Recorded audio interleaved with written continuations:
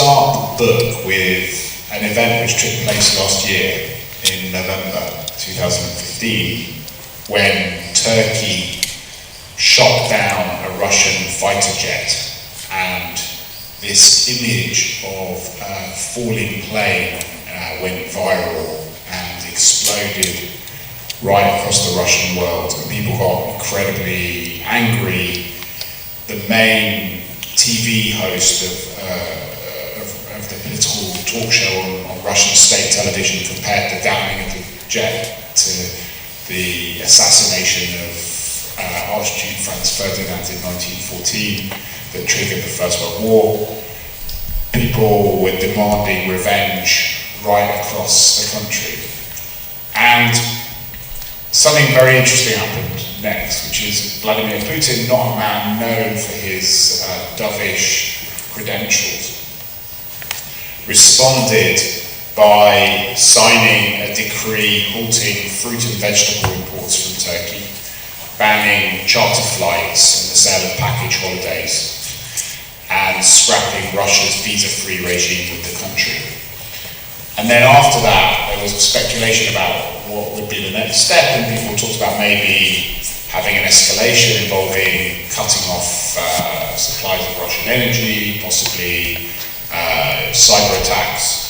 But what this showed is that for Vladimir Putin, the most important battleground of the future conflicts isn't about trenches, about the oceans or the skies, but instead it's about seeing how the interconnected infrastructure of the global economy can be turned into a weapon.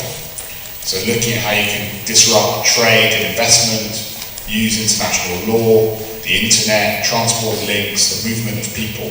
And that's what I mean in this book when I talk about the connectivity wars. In my collection of essays, what I kind of argue is that we're going to see these new battlegrounds emerging. I mentioned three kind of main new battlegrounds. The first is economic activity in all its forms is being used as a weapon. So people don't want to put troops on the ground anymore. So the first thing that they do when things go wrong is to look at economic sanctions. President Obama sees financial sanctions as being a bit like drones, highly targeted things that can inflict enormous suffering on people in other places, but we don't have the disadvantage of putting troops on the ground and having to invade other countries. And the Russian example, Turkish example, lots of other countries using as well. The second battleground is about international institutions. So the optimists had hoped that global trade relations would help to bring all of the great powers in the world into a kind of to become responsible stakeholders in a kind of new system of global government.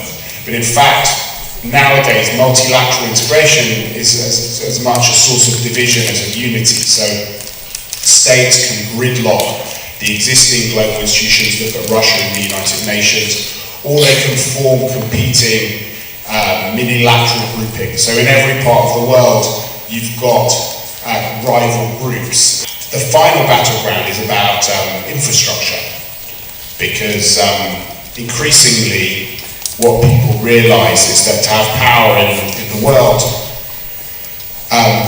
you can't, and if you don't want to be vulnerable, you can't really be independent of everyone else unless you want to be North Korea. So the next best thing is to make everyone else more dependent on you than you are on them. So the ultimate currency of power is asymmetric interdependence, and that means that every single regional power wants to become the centre of all the links with everyone else. Exactly, if all the roads lead to Rome, you want to be Rome.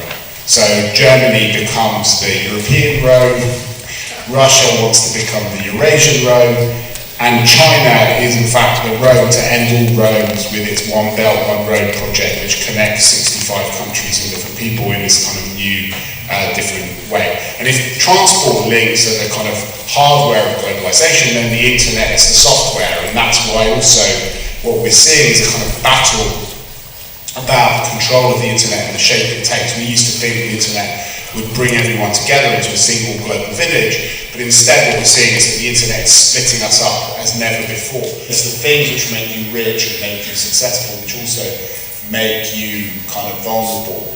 And The distinction between war and peace is not very clear either, between your friends and your enemies is not very clear either.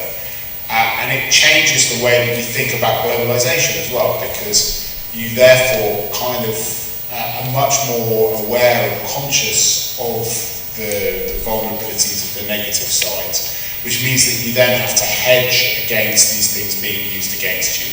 And I think that's one of the things that's driving a kind of resegregation of the world.